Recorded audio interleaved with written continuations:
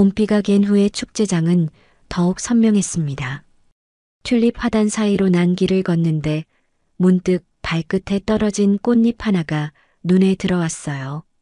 선홍빛 튤립 꽃잎 하나가 내 발등에 살포시 내려앉았습니다. 바람결에 실려온 꽃잎 한 장. 이렇게 봄은 왔는데 내 딸은 돌아오지 않았지요. 지난 겨울 그 아이는 나를 두고 먼저 떠났어요. 어머니, 가방 무거우시죠? 제가 들게요. 사위 민준이가 다정한 미소로 내 짐을 받아들었습니다. 튤립 축제 가방 치고는 유독 무거웠어요. 평소 당일치기 여행에 챙기는 짐보다 배는 더 나간 것 같았지요. 튤립이 절정이래요. 태안까지 금방 가니까 점심 먹고 구경하다 저녁에 돌아오면 되겠어요. 태안 튤립 축제장. 작년에도 딸과 함께 갔던 곳이었습니다. 그때는 병이 악화되기 전이었지요. 꽃밭 사이에서 환하게 웃던 그 아이의 얼굴이 눈앞에 아른거렸어요. 처음 사위가 튤립 축제를 제안했을 때는 놀랐습니다. 딸이 떠나고 석 달, 아직 그 상실감이 가시지 않은 때였으니까요. 그런데 사위가 이렇게 말했지요. 미영이가 늘 어머님과 튤립 보러 갔다면서요. 올해는 제가 모실게요. 어머님 혼자 두는 것도 걱정되고. 그 말에 마음이 흔들렸습니다. 딸이 없는 봄은 의미가 없다고 생각했는데 사위의 배려가 고마웠어요. 딸이 떠난 후에도 아들처럼 찾아와 밥을 챙겨주고 약을 가져다주고 집안일까지 도와주는 모습에 위로를 받았으니까요. 혹시 짐이 너무 많은 거 아닐까? 하루 다녀오는 건데 나도 모르게 의문이 입 밖으로 새어나왔습니다. 사위는 짐가방을 정리하며 웃었어요. 어머님 약이랑 담요, 갈아입을 옷 몇 벌이요. 봄이라도 추울 수 있으니까요. 저녁에 기운 떨어지면 감기 걸리실까 봐요. 맞는 말이었지만 왠지 마음 한 구석이 편치 않았습니다. 어제 민준이가 우리 집에 와서 뭔가를 부산하게 챙기는 모습이 떠올랐거든요. 내가 주방에 있는 사이 방에서 서랍을 열고 닫는 소리가 들렸어요. 물어보려고 했는데 그가 먼저 말했지요. 어머님, 여행 준비는 제가 다 할게요.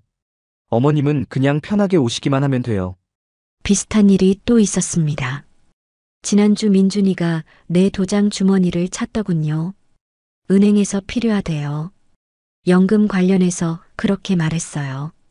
당시엔 별 생각 없이 건넸는데 돌려받았는지 기억이 나지 않았습니다. 어머니, 요즘 기억력이 어떠세요? 똑같은 질문 자주 반복하시는 것 같은데.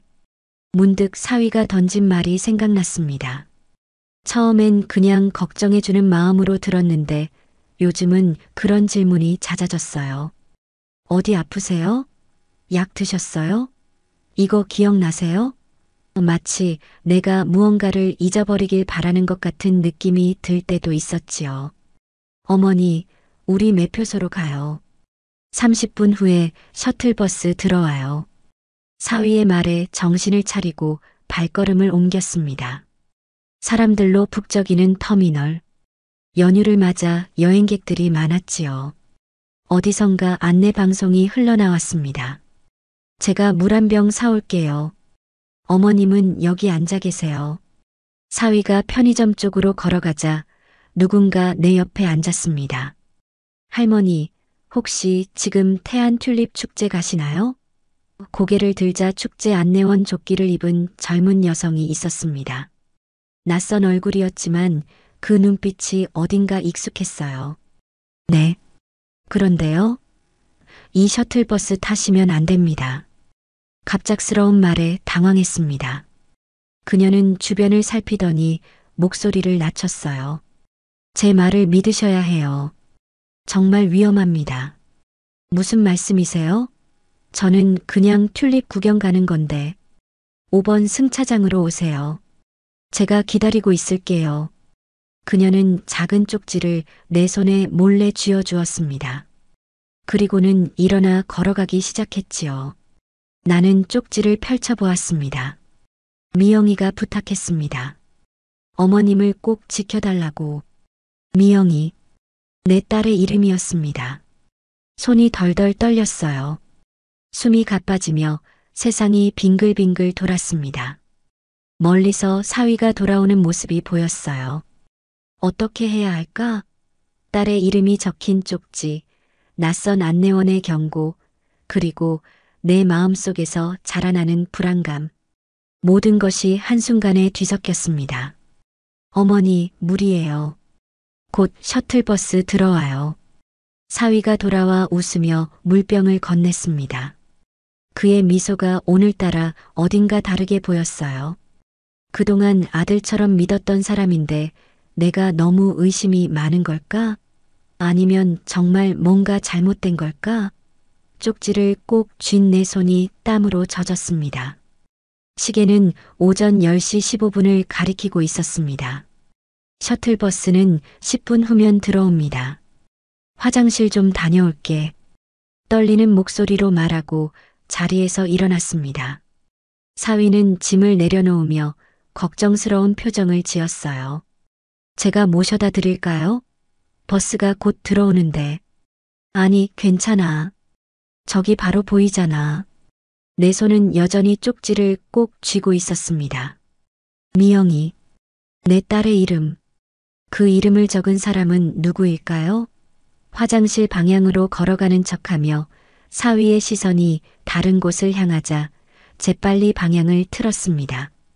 5번 승차장으로 가는 통로를 찾아 서둘러 걸었어요. 다리가 후들거렸지만 딸의 이름이 적힌 쪽지가 내게 이상한 용기를 주었습니다. 통로를 지나 5번 승차장에 도착하자 아까 그 안내원이 긴장된 표정으로 서 있었습니다. 그녀는 나를 보더니 안도의 한숨을 내쉬었어요. 다행이에요. 안 오실까봐 너무 걱정했어요. 당신 누구세요? 어떻게 내 딸 이름을? 그녀는 주변을 둘러보더니 내 팔을 살짝 잡고 사람이 적은 쪽으로 안내했습니다. 저는 서연이에요. 미영 선배 병원에서 같이 일했어요. 선배님이 돌아가시기 전에 저한테 부탁하셨어요. 어머님이 위험해질 수 있다며 오늘 이 시간, 이 장소를 정확히 알려주셨어요. 서연이라는 이름이 머릿속에서 맴돌았습니다. 맞아요. 딸이 병원에 입원했을 때 자주 보던 간호사였어요. 병상에서 딸의 손을 잡고 울던 그 얼굴이었습니다. 너무 당황해서 그 얼굴을 몰라봤어요. 앉으세요, 어머님. 지금 바로 설명드릴 테니. 어디로? 나 튤립 축제 가기로 했는데. 이거 튤립 축제가 아니에요. 보세요. 서연이 작은 태블릿을 꺼내 보여주었습니다. 화면에는 요양원 입소 신청서가 띄워져 있었어요.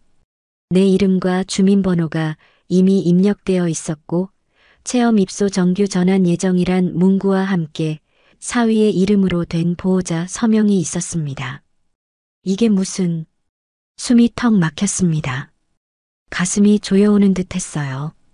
사위가 예매한 이 셔틀버스 티켓은 튤립 축제가 아닌 요양원 입소를 위한 것이었습니다. 마치 차가운 물에 빠진 것처럼 온몸이 떨려왔어요.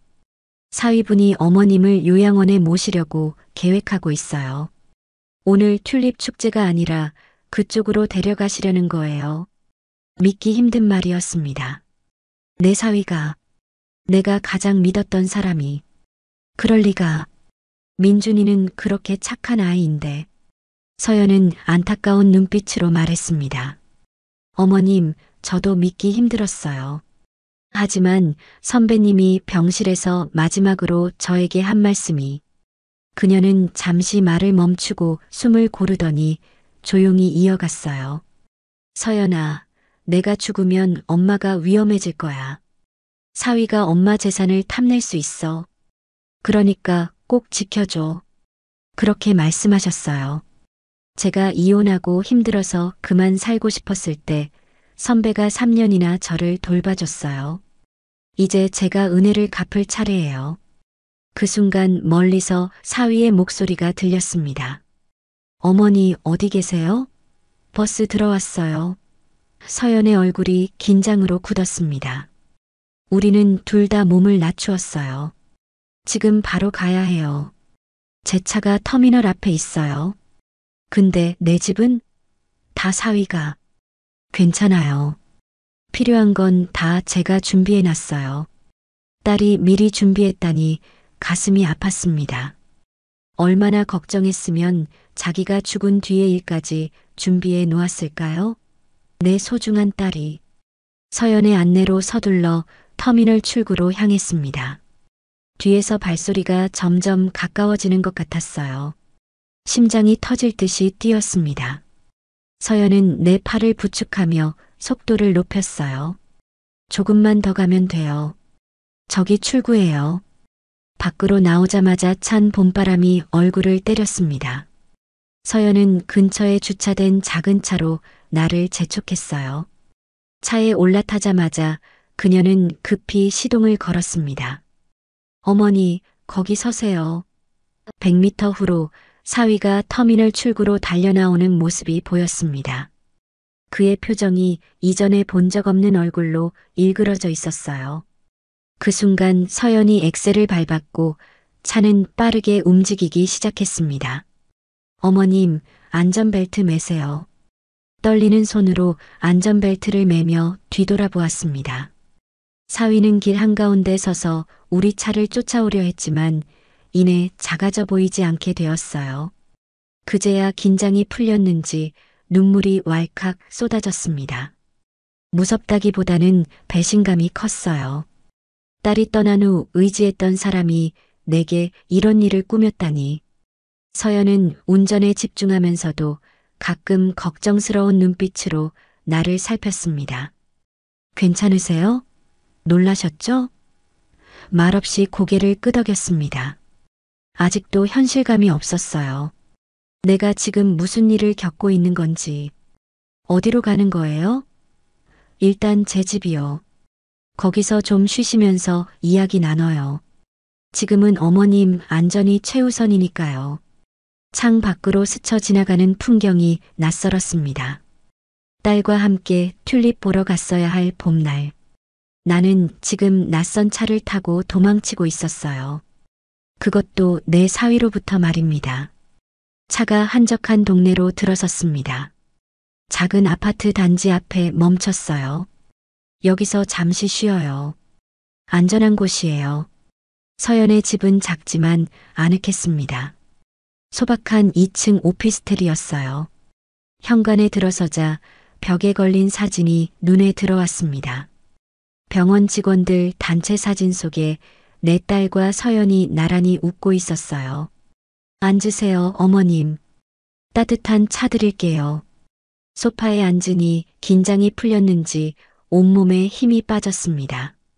서연은 부엌에서 차를 준비하며 말을 이었어요. 사위분 미영 선배가 돌아가시고 얼마 안 돼서 병원에 왔었어요. 그때 이상한 서류들을 문의하더라고요. 치매 진단서, 요양시설 입소 조건 같은 거.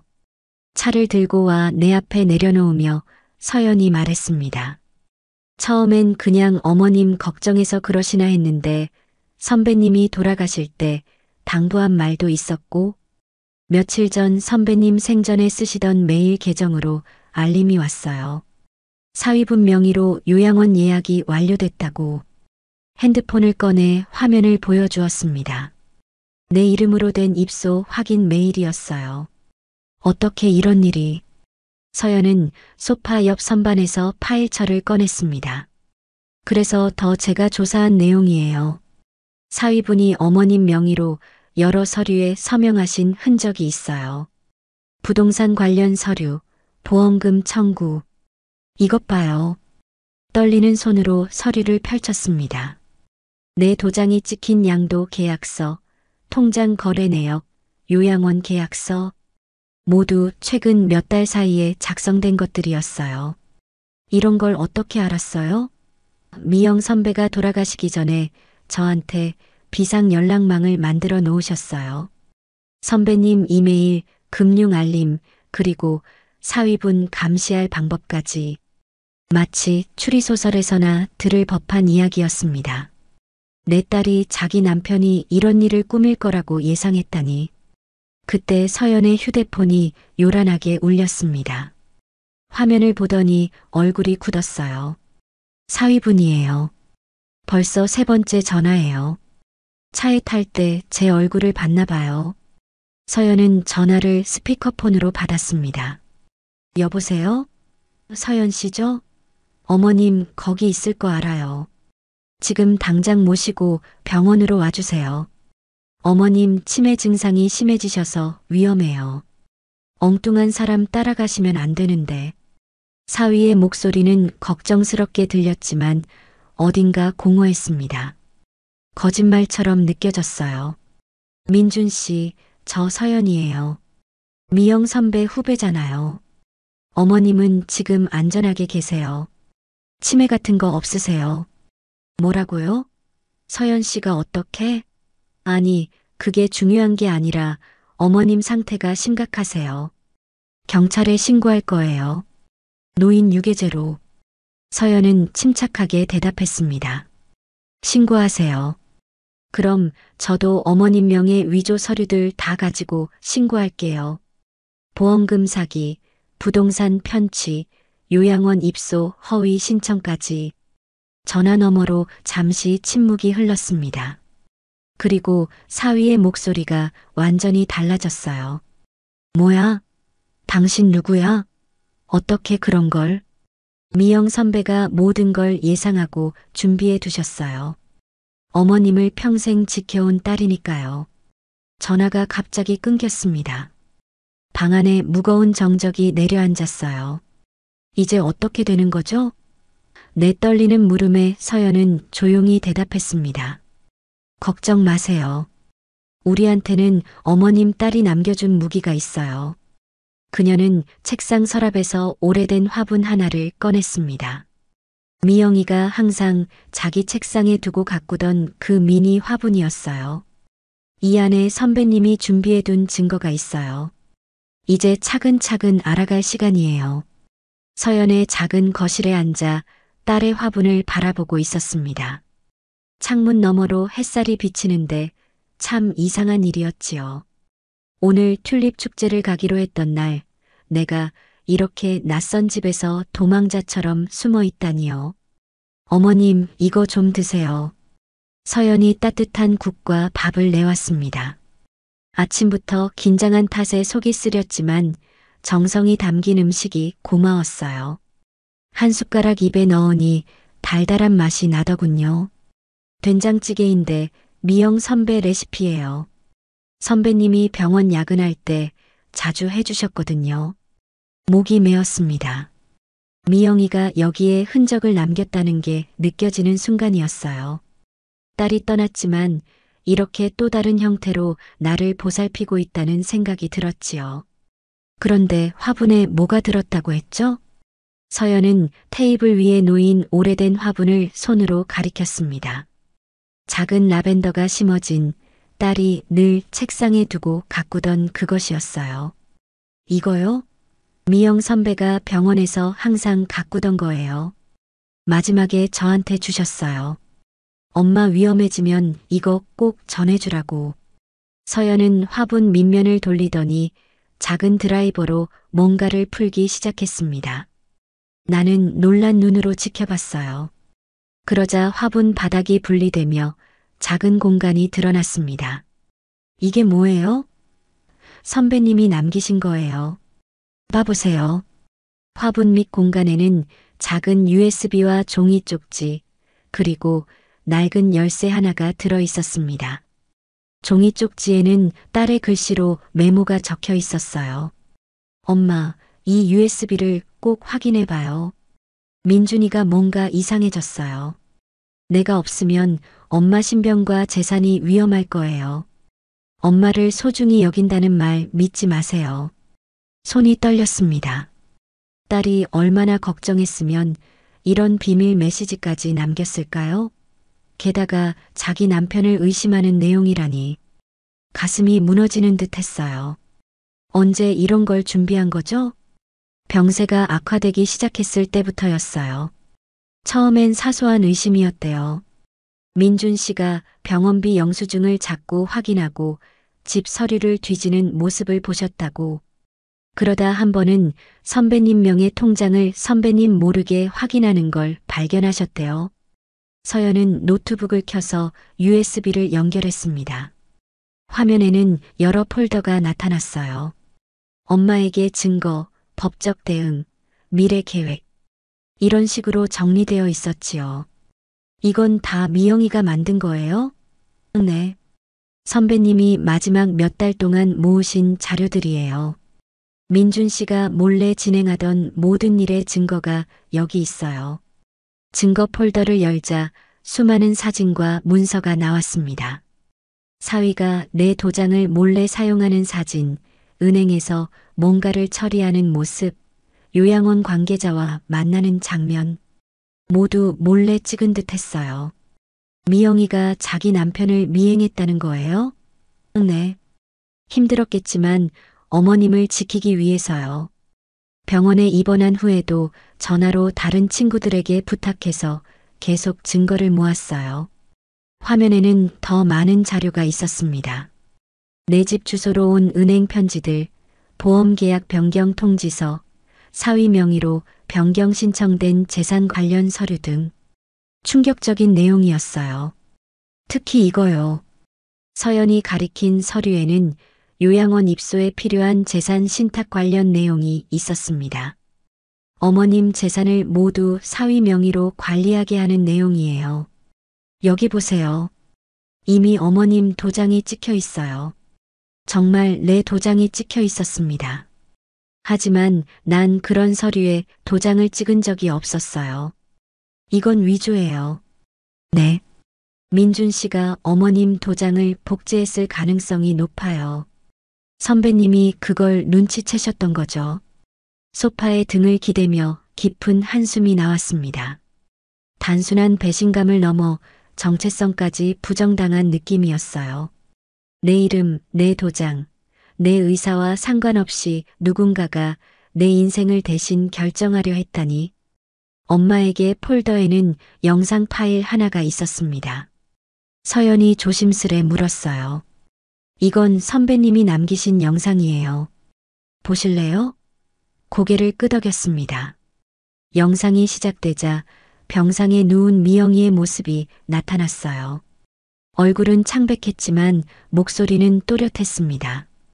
엄마, 이 영상 보고 계시죠?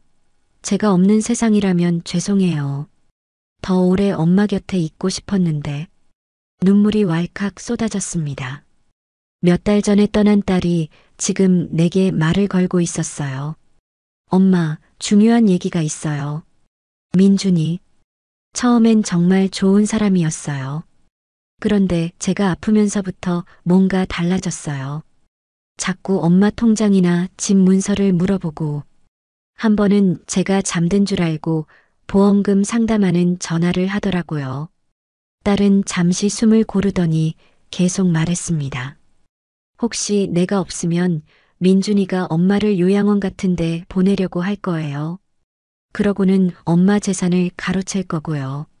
절대 따라가지 마세요. 이 영상이 증거가 될 수 있어요. 난 정신이 멀쩡해요. 그리고 엄마도 그래요. 마지막에 딸은 미소를 지었습니다. 엄마, 혼자가 아니에요. 서연이가 도와줄 거예요. 그리고 봄에 튤립 꼭 보러 가세요. 우리가 매년 가던 그곳에. 내년에도 그 다음에도. 그게 제 소원이에요. 영상이 끝나고 방 안에 정적이 내려앉았습니다. 딸이 죽기 전에 이런 준비를 했다는 사실이 믿기지 않았어요. 내 가슴은 찢어질 듯 아팠지만 한편으로는 이상한 온기가 느껴졌어요. 딸이 이렇게까지 나를 걱정했다니. 서연이 티슈를 건네며 말했습니다. 선배님이 정말 현명하셨어요. 미리 이 모든 걸 준비해 두셨으니까요. 법적으로도 충분한 증거가 됩니다. 그런데 이제 어떻게 해야 하죠? 내 집에도 못 가는 거예요? 서연은 고개를 끄덕였습니다. 당분간은 조심해야 해요. 민준 씨가 어머님을 찾기 위해 모든 수단을 동원할 거예요. 어머님의 정신 상태를 문제 삼아 경찰에 신고할 수도 있고요. 내가 미쳤다고 신고한다고요? 네, 치매 초기라거나 망상이 있다고 주장할 수 있어요. 이미 병원에 관련 기록을 만들어 두려 했던 것 같아요. 그때 서연의 휴대폰이 울렸습니다. 그녀는 화면을 보고 표정이 밝아졌어요. 강현수 선생님이에요. 도와주실 거래요. 강현수가 누구죠? 미영 선배님 병원에서 일하셨던 사회복지사예요. 지금은 퇴직하셨지만 노인 권익보호 활동을 하고 계시거든요. 선배님이 마지막에 이 일을 부탁하셨어요. 서연은 전화를 받고 간단히 상황을 설명했습니다. 그리고 잠시 후 문이 두드려졌어요. 문을 열자 중년의 남성이 조용히 들어왔습니다. 품이 넉넉한 인상이었어요. 어머님, 처음 뵙겠습니다. 강현수입니다. 미영 씨가 많이 말씀하셨어요. 손을 내밀어 악수를 청하는 그의 태도는 공손했습니다. 그리고 눈빛에서 진심이 느껴졌어요. 서연 씨에게 상황 들었습니다. 정말 다행이에요. 오늘 그 셔틀버스 탔으면 돌아오기 쉽지 않았을 거예요. 그는 가방에서 서류 몇 장을 꺼냈습니다. 이건 요양원 내부 자료인데 민준 씨가 이미 3개월 전부터 입소 준비를 해왔어요. 치매 증상이 있는 장모 명목으로요. 충격적인 사실이었습니다. 사위는 내가 정상인 것을 알면서도 그런 거짓말을 했다니요. 이게 말이 돼요? 난 멀쩡한데. 요즘은 상속이나 재산 문제로 이런 일이 많아요. 특히 홀로 된 노인들이 주 타겟이죠. 강현수 씨는 본론으로 들어갔습니다. 어머님, 이제 법적 대응을 시작해야 합니다. 미영 씨가 남긴 증거들로 충분해요. 이 USB에 있는 자료들, 도장 위조 증거, 무단 재산 이전 시도, 모두 명백한 범죄입니다. 그런데 민준이가 내 집을, 네, 이미 알아봤어요. 어머님 집에는 돌아가지 않는 게 좋겠습니다. 민준 씨가 감시할 테니까요. 서연이 끼어들었습니다. 선배님이 준비해 둔 곳이 있어요. 낡은 열쇠를 테이블 위에 올려놓았습니다. 이건 미영 선배가 몰래 얻어둔 원룸 열쇠예요. 작은 공간이지만 안전하게 지내실 수 있어요. 딸이 그런 것까지 준비했다고요? 강현수 씨가 조용히 덧붙였습니다. 미영 씨는 자신이 얼마 남지 않았다는 걸 알고 있었어요. 그래서 어머님을 위한 안전망을 만들어 놓은 거죠. 창 밖으로 봄바람에 흩날리는 꽃잎들이 보였습니다. 오늘 보러 가기로 했던 그 튤립들. 이제는 완전히 다른 의미가 되어버렸네요. 그럼 이제 무엇부터 해야 하죠? 서연과 강현수 씨는 서로 눈빛을 교환했습니다. 첫째, 어머님 명의 계좌들을 긴급히 동결시켜야 해요. 둘째, 법적 조치를 위한 증거 정리. 무엇보다 중요한 건 어머님의 용기예요. 지금부터가 진짜 싸움의 시작입니다. 미영이가 남긴 원룸은 생각보다 아늑했습니다. 작지만 깨끗한 공간. 창가에는 작은 화분이 놓여 있었어요. 그 안에는 아직 피지 않은 튤립 구근이 심어져 있었지요. 엄마에게라는 메모가 붙어 있었습니다. 꼭 피울 거예요. 엄마가 직접.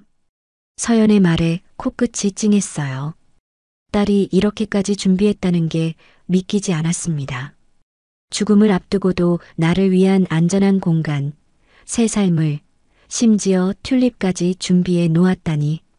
그날 밤 낯선 침대에 누워 천장을 바라보며 생각에 잠겼습니다. 어떻게 내 딸은 남편의 배신을 알아챘을까? 그리고 어떻게 이런 복잡한 대비책을 마련했을까? 문득 미영이가 병원에 입원했던 날들이 떠올랐습니다. 엄마, 창문 좀 열어줘요. 튤립 보고 싶어. 미영이는 이미 많이 야위어 있었지만 그래도 창밖을 보는 눈빛만은 맑았어요. 병원 정원에 심어진 튤립들이 꽃을 피우기 시작하고 있었지요. 내년에는 같이 보러 가요. 꼭이요. 그 말을 할 때 딸의 눈에 눈물이 고였어요. 우리 둘 다 그게 불가능하다는 걸 알면서도 희망을 놓지 않으려는 듯 했습니다. 그날 민준이가 병실에 들어왔어요. 손에는 따뜻한 죽과 과일이 담긴 도시락이 들려 있었지요. 어머님, 잠깐 들어가 쉬세요. 제가 간병할게요. 그의 따뜻한 배려에 마음이 녹았습니다. 우리 딸이 좋은 사람 만났구나 싶었지요. 그래서 병원 카페테리아에 내려가 잠시 쉬었어요. 1시간쯤 후 병실로 돌아가는 길, 복도 구석에서 우연히 민준이의 통화 소리를 들었습니다. 네, 맞아요. 말기 상태예요. 보험금은 언제쯤 처리될까요? 장모님 명의 부동산도 있어서. 네, 상속 문제요. 얼어붙은 채 뒤로 물러났습니다. 들은 척하지 않고 잠시 화장실에 숨었다가 통화가 끝난 후에야 병실로 돌아갔어요. 미영이는 창가에 앉아 있었고 민준이는 없었습니다. 엄마, 왜 그렇게 표정이 안 좋아요? 말을 할까 말까 고민했지만 아픈 딸에게 더 큰 상처를 줄 수 없었어요. 그래서 그냥 웃으며 대답했지요. 아니야. 그냥 좀 피곤해서 그래. 그런데 미영이가 내 손을 꼭 잡더군요. 엄마, 혹시 민준이 전화 들었어요? 보험금 얘기요? 깜짝 놀랐습니다. 어떻게 알았지? 제가 듣고 있었어요. 창문 열어놔서. 미영이의 눈에는 상처와 결의가 동시에 깃들어 있었어요. 그제서야 딸도 이미 알고 있었다는 걸 깨달았습니다. 언제부터? 1달 전부터요. 내 상태가 안 좋아지니까 자꾸 서류 준비한다고. 보험이랑 집 문서들 찾더라고요. 미영이는 숨을 깊게 들이쉬더니 조용히 말했습니다. 엄마, 나 없으면 혼자 있지 마세요. 특히 민준이. 절대 믿으면 안 돼요. 그 순간 미영이의 목소리가 단단해졌어요. 언제나 착하고 순했던 내 딸이 그렇게 강한 목소리로 말하는 걸 처음 들었습니다. 꿈에서 깨어난 듯이 가슴이 떨렸어요. 그 기억이 선명하게 떠오르니 딸이 왜 이런 준비를 했는지 조금씩 이해가 되었습니다. 미영이는 자신이 떠난 후의 위험을 이미 예상하고 있었던 거예요. 창 밖으로 달빛이 비치는 밤, 나는 서연이 건넨 미영이의 일기장을 펼쳤습니다. 병상에서 쓴 마지막 몇 달의 기록이었어요. 오늘도 민준이가 엄마 통장 얘기를 했다. 내가 없으면 엄마가 위험해질까봐 너무 걱정돼. 서연이랑 강 선생님께 부탁해야겠다. 병원비가 너무 많이 나왔나 봐. 민준이가 자꾸 집 문서를 확인하더라. 엄마 걱정된다고 하는데 그 눈빛이 달라. 남은 시간이 얼마 없는 것 같아. 오늘 서연이에게 화분을 맡겼다. USB와 증거, 그리고 엄마를 위한 원룸 열쇠까지. 내가 할 수 있는 건 이게 다야. 눈물이 줄줄 흘렀습니다. 내 소중한 딸이 얼마나 고통스러웠을까? 자신의 죽음을 준비하는 동시에 남겨질 어머니를 위한 보호책까지 마련해야 했다니. 다음 날 아침 강현수 씨가 원룸을 방문했습니다. 그는 노트북과 서류 가방을 들고 있었어요. 어머님 잘 주무셨어요? 오늘은 법적 대응 준비를 해야 합니다. 강현수 씨는 테이블 위에 서류들을 펼쳤습니다. 내가 서명해야 할 것들이었어요. 이건 계좌 동결 신청서, 이건 위임장, 그리고 이건 사기 고소장입니다. 사기 고소, 내 사위를 고소한다는 생각에 가슴이 아팠습니다. 아무리 그가 나쁜 짓을 했어도 한때는 딸의 남편이었고 가족이었는데. 망설이시죠? 강현수 씨가 내 표정을 읽었나 봅니다. 네. 그래도 민준이는 제가 미영 씨 병원에 있을 때 자주 봤어요. 처음엔 정말 다정한 남편 같았어요. 하지만 미영 씨의 상태가 악화되면서 태도가 변했어요. 강현수 씨는 USB에서 사진 하나를 열었습니다. 민준이가 병원 주차장에서 누군가와 대화하는 모습이었어요. 이분은 요양원 원장님이에요. 미영 씨가 위독할 때 이미 어머님 입소 준비를 하고 있었죠. 마음이 무거웠지만 펜을 들어 서명했습니다. 이제는 결단해야 할 때였어요. 소영이를 위해서라도 이건 꼭 해야겠어요. 강현수 씨가 미소 지었습니다. 미영 씨가 말했어요. 우리 엄마는 정말 강한 사람이라고요. 이제 그 말이 무슨 뜻인지 알겠습니다. 서류 작업을 마친 후 서연이 들어왔어요. 그는 노트북을 열고 민준이의 최근 움직임을 보여주었습니다. 사위분이 어머님 집 주변을 계속 감시하고 있어요. 그리고 경찰에 실종 신고도 했대요. 치매 증상이 있는 장모가 사라졌다고. 분노가 치밀었습니다. 내가 치매라니? 날 미친 사람 취급한다니? 어떻게 이런 거짓말을. 걱정 마세요. 이미 제가 담당 경찰에게 상황을 설명했어요. 어머님이 위험에서 벗어나 안전하게 지내고 계시다고요. 강현수 씨가 덧붙였습니다. 곧 재판이 시작될 거예요. 힘든 과정이겠지만 민준 씨의 범죄가 드러날 겁니다. 미영 씨가 남긴 증거들이 완벽하거든요. 창밖을 바라보니 봄비가 내리고 있었습니다. 알록달록한 튤립들이 쓸쓸해 보였어요. 이런 날 미영이와 함께 우산 쓰고 걸었던 기억이 떠올랐습니다. 미영이가 행복했을까요? 문득 나온 질문에 서연이 내 손을 잡았습니다. 물론이죠. 선배님은 항상 어머님 자랑을 했어요. 우리 엄마는 나 하나 키우느라 평생 고생하셨는데 한 번도 불평 없이 날 사랑해 주셨다고. 그 사랑을 항상 느끼셨대요. 따뜻한 말에 눈시울이 붉어졌습니다. 잠시 침묵이 흐르다가 강현수 씨가 조용히 물었어요. 혹시 미영 씨 아버님은 언제 돌아가셨나요? 아버지, 미영이 아빠는 돌아가신 게 아니라 미영이 2살 때 우리를 떠났어요. 두 사람의 표정이 놀라움으로 바뀌었습니다. 떠났다고요? 네, 다른 여자가 생겼대요. 이혼하고 나서는 연락도 없었어요. 미영이는 아버지 얼굴도 기억 못해요. 서연이 조용히 말했습니다. 선배님은 그런 말씀 안 하셨어요. 항상 아버지는 하늘나라에 계신다고 했는데 마음이 아팠습니다. 내 딸은 그런 상처도 혼자 품고 있었구나. 어쩌면. 강현수 씨가 조심스레 말을 꺼냈습니다. 민준 씨를 만났을 때 미영 씨에게 그건 정말 큰 행복이었을 거예요. 아버지 없이 자란 상처를 치유해 줄 것 같은 사람이었으니까. 그래서였을까요? 미영이가 민준이에게 그토록 헌신했던 이유가 어릴 적 아버지의 부재로 생긴 공허함을 채우고 싶었던 걸까요? 그런데 그 사람마저 배신했네요. 슬픔과 분노가 뒤섞인 채 나는 창밖의 꽃들을 바라보았습니다. 미영이는 마지막까지도 튤립을 보고 싶어 했어요. 그것은 우리에게 특별한 의미였으니까. 아직도 기억나요. 미영이가 초등학교 4학년 때였어요. 아버지 없는 딸이라고 놀림 받았대요. 그날 미영이를 데리고 튤립 축제에 갔었죠. 거기서 그 아이에게 말했어요. 튤립은 매년 돌아와. 내 곁에 누가 있든 없든 봄이 되면 반드시 돌아온단다. 그러니 우리도 이겨낼 수 있어.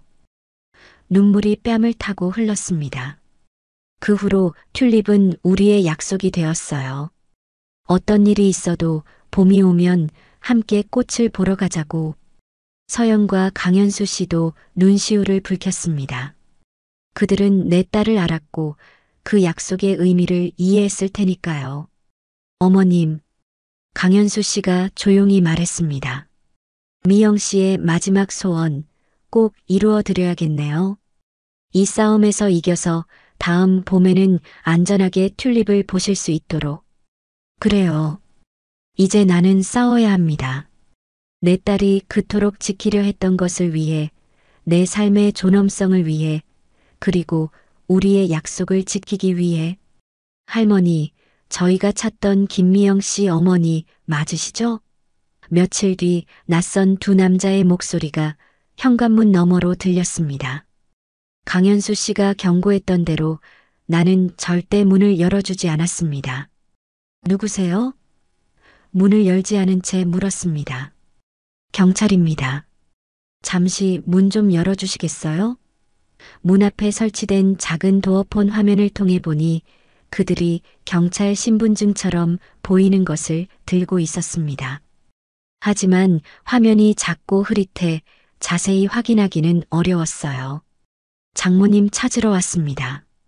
사위 이민준 씨가 많이 걱정하고 계세요. 다정한 목소리였지만 직감적으로 뭔가 잘못됐다고 느꼈습니다. 서연이 출근하고 강현수 씨도 변호사 사무실에 간 시간. 혼자 있는 틈을 노린 것 같았습니다. 저는 지금 바빠서요. 나중에 오세요. 할머니, 이러시면 곤란합니다. 실종 신고가 들어와 있어요. 민준 씨가 장모님이 치매라 위험하다고. 머리가 핑 돌았습니다. 정말 경찰일까? 아니면 사위가 보낸 사람들? 어느 쪽이든 문을 열어서는 안 된다는 생각뿐이었어요. 제가 지금 변호사님께 전화할게요. 잠시만요. 변호사요? 할머니, 무슨 변호사가 필요하세요? 저희는 그냥 안전하게 모셔다 드리려는 건데. 문 너머로 들리는 그들의 목소리가 점점 강압적으로 변했습니다. 내 손은 떨리고 있었지만 침착하게 강현수 씨에게 전화를 걸었어요. 여보세요? 현수 씨. 어머님 무슨 일 있으세요? 목소리가 떨리시네요. 지금 경찰이라는 사람들이 와 있어요. 민준이가 실종 신고했대요. 강현수 씨의 목소리가 긴장으로 가득 찼습니다. 절대 문 열지 마세요. 진짜 경찰이 아닐 수 있어요. 제가 지금 바로 갈게요. 그때까지 절대 문 열지 마시고 전화 끊지 마세요. 문 밖에서는 계속 노크 소리가 들렸습니다. 점점 더 거세지는 노크에 가슴이 쿵쾅거렸어요. 할머니, 이러시면 강제 집행할 수밖에 없습니다. 민준 씨가 법적 보호자로 등록되어 있으니까요. 법적 보호자라고? 그게 말이 돼? 내가 언제 그런 동의를 했지? 머릿속이 혼란스러웠습니다. 강현수 씨가 전화로 계속 말했습니다. 어머님, 녹음하고 있어요. 이건 불법입니다. 진짜 경찰이라면 영장 없이 강제 진입할 수 없어요. 묵비권을 행사하세요. 20분 정도가 지나자 밖이 조용해졌습니다. 그들이 떠난 건지 아니면 잠복 중인지 알 수 없었어요. 강현수 씨는 계속 통화 상태를 유지하며 나를 안심시켰습니다. 조금만 더 기다리세요. 거의 도착했어요. 얼마 후 복도에서 강현수 씨와 진짜 경찰의 목소리가 들렸습니다. 안도의 한숨을 내쉬었어요. 문을 열자 강현수 씨가 걱정스러운 표정으로 들어왔습니다. 다행이에요. 무사하시군요. 그의 뒤로 제복을 입은 경찰관이 따라 들어왔습니다. 죄송합니다, 할머니. 아까 오신 분들은 진짜 경찰이 아니었어요. 현재 신원 확인 중입니다. 강현수 씨가 설명했습니다. 민준 씨가 고용한 사설 탐정일 가능성이 높아요. 경찰 행세를 한 거죠. 이것도 범죄입니다. 내 손은 여전히 떨리고 있었습니다. 소파에 앉아 물 한 잔을 마시며 진정하려 했지만 생각만 해도 무서웠어요. 만약 문을 열었다면 이제 계속 이렇게 숨어 살아야 하나요? 경찰관이 떠난 후 강현수 씨는 심각한 표정으로 노트북을 펼쳤습니다. 상황이 생각보다 복잡해졌어요. 민준 씨가 법원에 후견인 지정 신청을 했어요. 어머님을 판단 능력이 부족한 노인으로 등록하려는 시도입니다. 후견인이요? 그게 뭐예요? 쉽게 말해서 어머님 대신 모든 법적, 재정적 결정을 민준 씨가 할 수 있게 해주는 제도예요. 보통 중증 치매 환자나 정신질환자에게 지정되는 건데 분노가 치밀었습니다. 내가 언제 판단 능력이 없었다고? 평생 혼자 딸 키우며 살아왔는데 어떻게 이런 짓을. 걱정 마세요.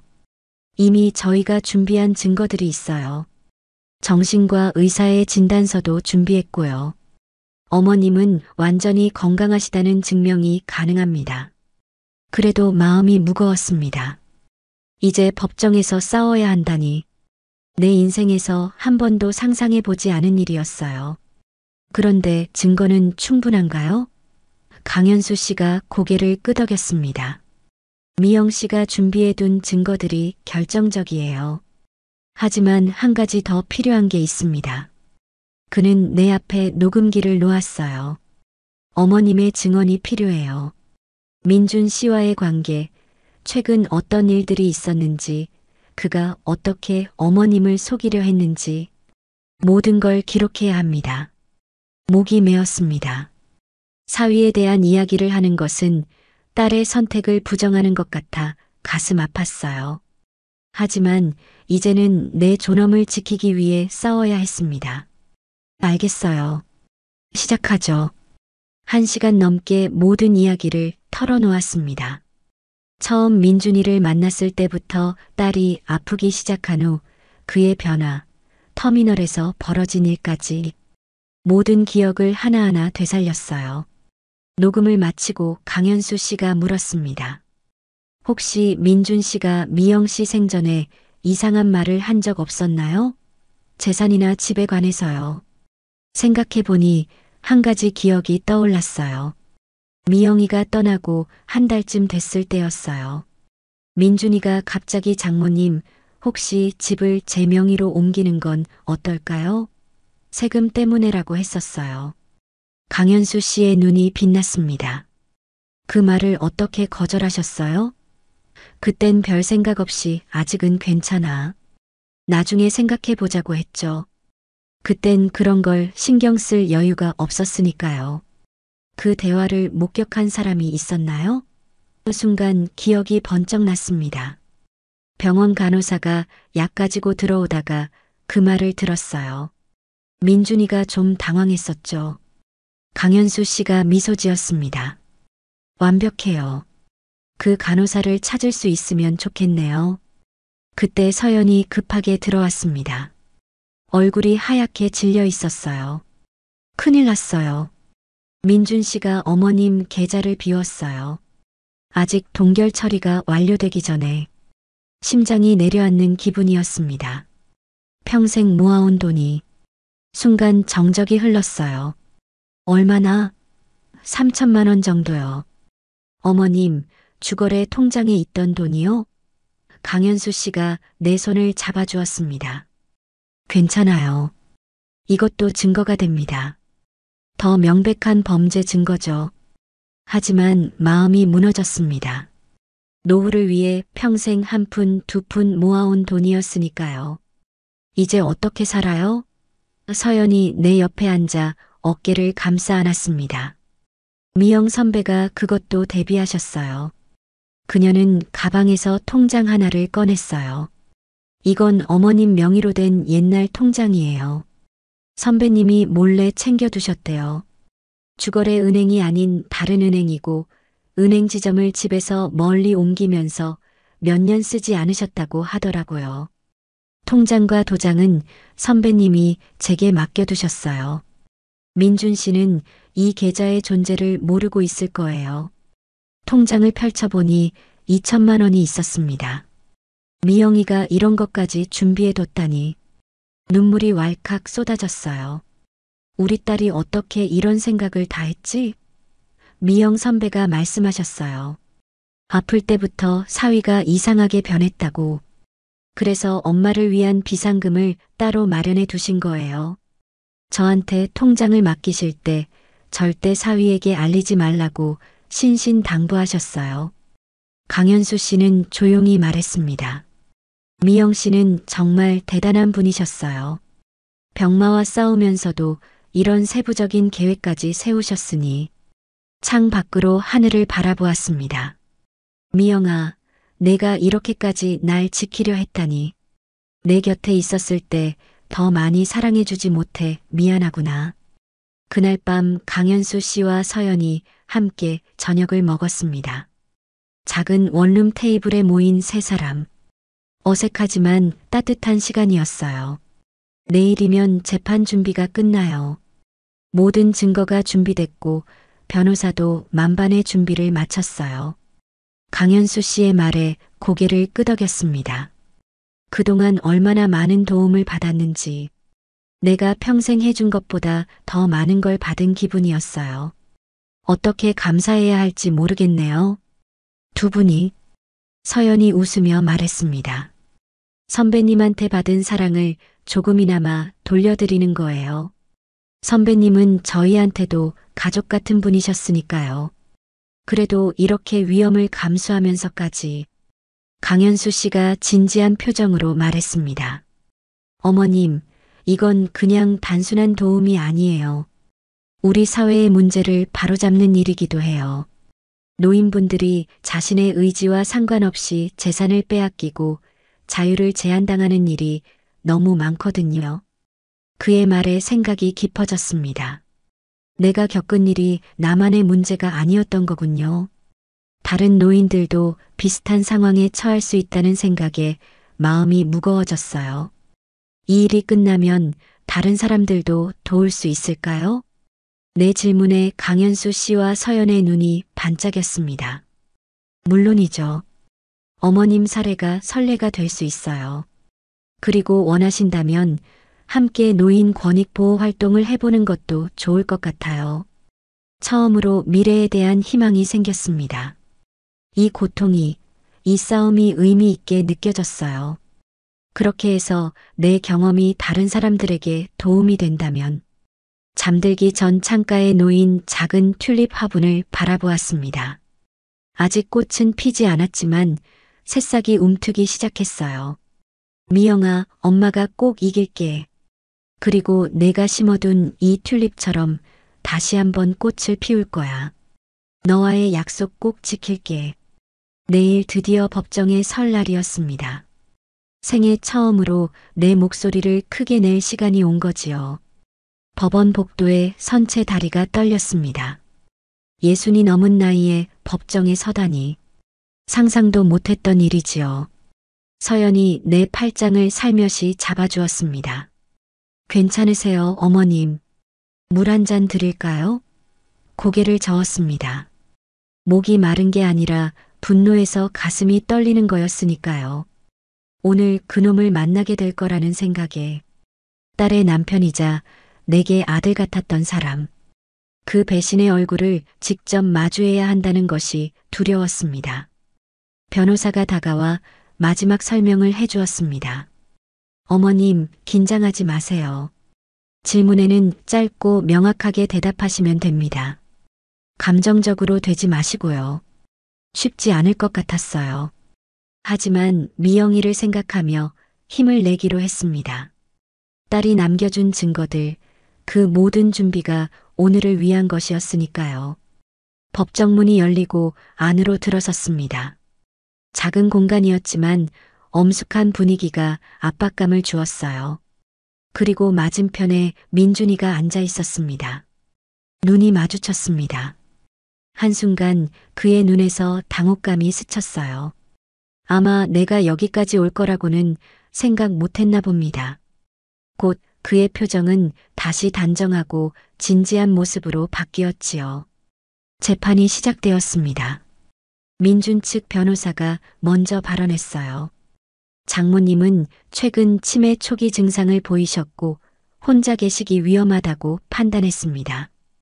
피고인은 고인이 된 아내의 뜻을 받들어 장모님을 돌보려 했을 뿐입니다. 그 말을 들으니 가슴이 뜨거워졌습니다. 내 딸의 이름으로 거짓말을 하다니. 우리 측 변호사가 차분하게 반박했습니다. 원고는 정신과 전문의 진단 결과 어떠한 인지 장애도 없으십니다. 오히려 피고인이 원고의 재산을 불법적으로 취득하려 한 정황이 다수 발견되었습니다. 차례대로 증거가 제시되었습니다. USB에 담긴 미영이의 영상 진술, 위조된 서명들, 요양원 사전 계약서, 계좌에서 인출된 돈의 흐름. 모든 것이 하나하나 드러나는 과정이 믿기지 않았어요. 민준이의 얼굴이 점점 굳어갔습니다. 특히 미영이의 영상이 재생될 때는 고개를 푹 숙였어요. 자신의 아내가 남긴 증언을 마주하기 힘들었나 봅니다. 드디어 내가 증인석에 서는 순서가 왔습니다. 떨리는 다리로 일어나 앞으로 나갔어요. 선서를 마치고 자리에 앉자 변호사가 질문을 시작했습니다. 피고인과의 관계는 어떠했습니까? 깊은 숨을 들이마셨습니다. 처음엔 정말 아들 같았어요. 딸이 아프고 나서도 잘 챙겨주었고 내게도 늘 다정했지요. 언제부터 변화를 느끼셨나요? 딸의 병세가 심해지면서부터였어요. 민준이가 자꾸 집 문서와 통장을 물어보더군요. 그때는 그냥 걱정해서 그런가 했는데 질문들이 이어졌고 나는 최대한 침착하게 대답했습니다. 그러다 민준 측 변호사의 반대 신문이 시작되었어요. 장모님, 최근에 기억력에 문제가 있으셨죠? 똑같은 질문을 반복하시거나 약 먹는 것을 잊으신 적 있으시죠? 가슴이 뛰었습니다. 그런 적이 있었나? 잠시 혼란스러웠지만 강현수 씨의 조언이 떠올랐어요. 당당하게 진실만 말씀하세요. 나이가 들면 가끔 건망증이 있을 수 있죠. 하지만 그건 치매가 아니에요. 60년 넘게 스스로 결정하며 살아왔고 딸 하나 혼자 키워냈어요. 내 판단력에는 문제가 없습니다. 민준 측 변호사가 다시 물었습니다. 그러면 왜 갑자기 사위분을 피해 도망치셨나요? 그분은 단지 어머님을 돌보려 했을 뿐인데 참을 수 없었습니다. 돌본다고요? 내 의사와 상관없이 요양원에 보내려 했어요. 내 통장 돈을 빼갔고 내 도장으로 서류를 위조했어요. 그게 돌봄인가요? 법정이 순간 조용해졌습니다. 판사가 나를 진정시키며 말했어요. 감정적으로 되지 마시고 질문에만 답해주세요. 고개를 끄덕이며 심호흡을 했습니다. 그때 민준이가 갑자기 일어나 소리쳤어요. 장모님, 왜 그러세요? 제가 그동안 얼마나 잘해드렸는데. 판사가 그를 제지했지만 나는 그의 눈을 똑바로 바라봤습니다. 딸을 떠나보낸 아픔 속에서도 의지했던 사람. 그런데 이제는 내 인생을 빼앗으려 했던 사람. 증언이 끝나고 자리로 돌아오는데 다리가 후들거렸습니다. 서연이 다가와 물을 건넸어요. 정말 훌륭하셨어요, 어머님. 재판은 계속되었고 마지막으로 민준이 증인석에 섰습니다. 그의 표정은 지쳐 보였어요. 판사님, 저는 오직 장모님의 안전만 생각했습니다. 민준이 목소리가 떨렸습니다. 제 아내는 어머님을 걱정했고 저는 우리 변호사가 끼어들었습니다. 그렇다면 왜 미영 씨는 이런 비디오를 남겼을까요? 자신의 어머니가 위험에 처할 것을 예상한 듯한. 그리고 USB에서 발견된 또 다른 영상이 재생되었습니다. 법정 스크린에 미영이의 얼굴이 나타났어요. 내가 미처 보지 못했던 영상이었습니다. 이 영상을 보시는 분들께 제 남편 민준이 보험금과 엄마 재산을 노리고 있다고 생각합니다. 제가 없으면 엄마가 위험해질 거예요. 민준이의 행동이 점점 이상해지고 있어요. 병원비 얘기만 하고 집 서류를 뒤지고 엄마를 보호해 주세요. 법정이 완전히 조용해졌습니다. 민준이는 얼굴이 하얗게 질렸어요. 그는 말을 더듬으며 변명했습니다. 아내가 약물 때문에 혼란스러운 상태였어요. 오해가. 하지만 이미 영상은 모든 것을 말해주고 있었습니다. 미영이의 또렷한 정신과 확신에 찬 목소리. 그것은 단순한 오해가 아니었어요. 법정 창문 밖으로 맑은 하늘이 보였습니다. 오늘따라 유난히 파란 하늘이 마치 딸이 지켜보고 있는 것 같았어요. 미영이와 함께했던 봄날의 기억이 선명하게 떠올랐습니다. 재판은 여러 차례의 심리를 거쳐 3개월이 지난 후에야 결론에 이르렀습니다. 그동안 강현수 씨와 서연은 추가 증거를 모으고 변호사는 치밀한 준비로 우리의 주장을 뒷받침했어요. 판결 선고일 법정에 다시 앉았습니다. 지난번과 달리 이제는 덜 떨렸지만 여전히 가슴이 두근거렸어요. 민준이도 그 자리에 있었습니다. 판사가 법정에 들어오고 모두가 일어섰다가 다시 앉았습니다. 판사는 무거운 목소리로 판결문을 읽기 시작했어요. 피고인 이민준에 대해 사기, 서류 위조, 재산 횡령 혐의가 인정됩니다. 징역 1년 6개월에 집행유예 3년을 선고합니다. 또한 불법 취득한 재산 전액을 원고에게 반환해야 합니다. 그 긴 시간 동안의 불안과 기다림이 이 한순간에 해소되었습니다. 승리했다는 게 실감나지 않았어요. 민준이는 굳은 표정으로 고개를 숙였고 우리 쪽에는 안도의 한숨이 흘렀습니다. 법정을 나서는 순간 민준이 내게 다가왔습니다. 경호원이 말리려 했지만 나는 괜찮다고 손짓했어요. 마지막으로 한 번은 그를 마주하고 싶었습니다. 장모님, 그의 목소리가 차갑게 울렸습니다. 처음부터 이렇게 될 줄은 몰랐어요. 미영이가 아프고 병원비가 계속 나가니 어쩔 수 없이 이런 선택을 할 수밖에 없었죠. 그게 다 당신 딸 때문이에요. 그의 눈빛은 날카롭고 한 점의 흔들림도 없었습니다. 이제는 진심이 아닌 전혀 다른 의도를 느낄 수 있었습니다. 하지만 더 이상 미움도 분노도 느껴지지 않았습니다. 그저 딸을 생각하는 마음뿐이었어요. 우리 미영이는 널 정말 사랑했어. 그 마음만은 기억해줬으면 좋겠구나. 민준이는 아무 말도 못하고 고개만 끄덕였습니다. 경호원이 그를 데리고 갔고 나는 서연과 강현수 씨와 함께 법원을 나왔어요. 밖은 완연한 봄이었습니다.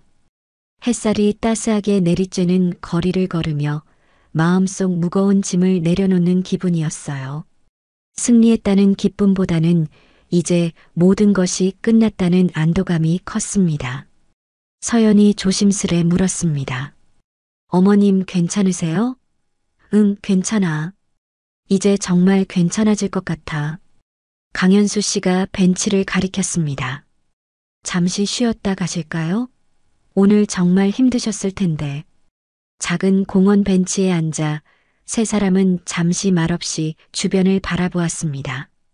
가만히 눈을 감으니 미영이와 함께 튤립 구경 갔던 추억이 물밀듯이 밀려왔어요. 그 세월이 꿈 같았습니다. 미영이가 참 좋아했어요. 이 봄날의 꽃들을. 강현수 씨가 고개를 끄덕였습니다. 미영 씨가 병실에서도 그랬어요. 봄이 오면 엄마랑 꼭 튤립 보러 가고 싶다고. 서연이 손가방에서 작은 봉투를 꺼냈습니다. 어머님, 이건 미영 선배가 마지막으로 남기신 거예요. 제게 맡기면서 모든 게 끝나면 엄마에게 전해달라고 하셨어요. 떨리는 손으로 봉투를 열었습니다. 안에는 작은 녹음기와 손편지가 있었어요. 편지를 펼치자 미영이의 글씨가 눈에 들어왔습니다. 엄마, 지금 이 글을 읽고 계시다면 모든 게 잘 끝났다는 뜻이겠죠? 너무 걱정했어요. 내가 없는 세상에 엄마 혼자 남겨두는 게. 하지만 엄마는 역시 강하시네요. 언제나 그랬듯이. 눈물이 흘러내렸습니다. 글씨는 계속되었어요. 녹음기에는 제 마지막 선물이 있어요. 엄마가 항상 좋아하시던. 호기심에 녹음기 재생 버튼을 눌렀습니다. 그러자 미영이의 목소리가 흘러나왔어요. 하지만 말이 아닌 노래였습니다. 꽃밭 속에 들어가 꽃처럼 살래요. 봄이 오면 피어나 가을에 지는 딸이 부르는 꽃밭에서였습니다. 내가 젊었을 때 자주 불렀던 노래. 미영이가 어릴 적 함께 불렀던 그 노래. 맑고 청아한 목소리로 부르는 딸의 노래에 가슴이 터질 것 같았어요. 꽃처럼 살다가 꽃잎처럼 지고 싶어요. 바람 불면 춤추며 웃으며 살래요. 봄날의 공원에 앉아 딸의 노래를 듣는 순간 모든 시간이 멈춘 것 같았습니다. 눈물은 멈추지 않았지만 그것은 슬픔만은 아니었어요. 감사와 사랑, 그리고 따뜻한 기억이 함께 흐르는 눈물이었습니다. 노래가 끝나고 미영이의 마지막 말이 이어졌어요. 엄마, 이제 다시 시작하세요. 튤립은 매년 피잖아요. 우리의 약속처럼 엄마도 다시 피어나세요. 사랑해요, 엄마. 녹음이 끝나고 봄바람만이 살랑거렸습니다. 서연과 강현수 씨도 눈시울을 붉히고 있었어요. 겨우 목소리를 가다듬어 말했습니다. 정말 고마워요. 두 분이 아니었으면 이렇게 딸의 마음을 다시 들을 수 없었을 거예요. 강현수 씨가 고개를 저었습니다. 아닙니다. 어머님의 용기가 있었기에 가능했어요. 미영 씨가 정말 자랑스러워 하실 거예요. 봄 햇살 아래 세 사람은 오랫동안 앉아 있었습니다. 더 이상 말은 필요하지 않았어요. 그저 이 순간 봄바람과 미영이의 노래가 남긴 여운을 함께 느끼고 있었으니까요. 그날 밤 미영이가 남긴 원룸으로 돌아왔습니다.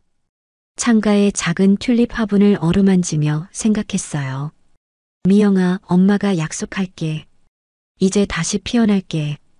내가 남겨준 이 튤립처럼. 1년이 지났습니다. 튤립이 다시 피는 계절. 나는 작은 꽃집 앞에 서 있었습니다. 무늬에 걸린 간판에는 미영의 정원이라고 쓰여 있었어요. 미영이의 이름을 딴 공간이었습니다. 어머님, 오늘도 일찍 오셨네요. 서연이 따뜻한 차 2잔을 들고 나왔습니다. 열쇠로 문을 열며 웃음 지었어요. 오늘 새 꽃모종이 들어왔어요. 어르신들이 좋아하실 만한 키우기 쉬운 식물들이에요. 계절이 한 바퀴 돌고 내 인생도 새로운 궤도를 찾았습니다. 미영이가 남긴 원룸 보증금과 반환받은 재산으로 우리는 작은 꽃집을 열었어요. 아니, 단순한 꽃집이 아니었지요. 노인들을 위한 원예 치료 공간이자 쉼터였습니다. 벌써 원예 교실 어르신들 올 시간이네요. 꽃집 안으로 들어서니 낮은 테이블과 편안한 의자가 준비되어 있었습니다. 허리에 부담이 없는 높이의 화분대, 손아귀 힘이 약해진 노인들을 위한 특수 원예 도구, 모두 노인들을 위한 세심한 배려였지요. 벽면에는 미영이의 사진과 그녀가 좋아했던 튤립 사진들이 전시되어 있었어요. 그리고 창가에는 작년에 원룸에서 가져온 그 튤립 화분이 이제는 크고 건강하게 자라 선홍빛 꽃을 피우고 있었습니다. 어머님, 이따가 강현수 선생님도 오신대요. 중요한 소식이 있대요. 서연의 말에 궁금해졌지만 그보다 먼저 준비할 일이 있었습니다. 오늘은 노인 원예 교실이 열리는 날이었으니까요. 꽃과 식물을 가꾸며 마음의 위안을 찾고 싶어하는 어르신들이 일주일에 2번 이곳에 모였습니다.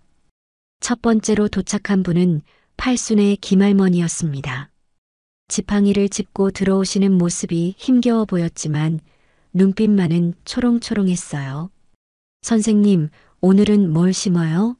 지난번에 심은 작은 꽃이 벌써 싹이 났어요.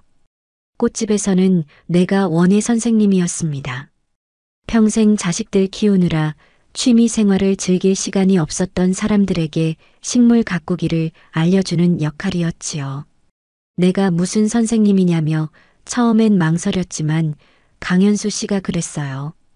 어머님은 인생의 선생님이세요. 꽃보다 더 중요한 걸 가르쳐 주실 수 있어요. 한 분, 2분 어르신들이 모여들었습니다. 모두 저와 비슷한 처지의 분들이었어요. 홀로 된 노인, 자식에게 버림받은 분, 재산을 빼앗긴 경험이 있는 분들.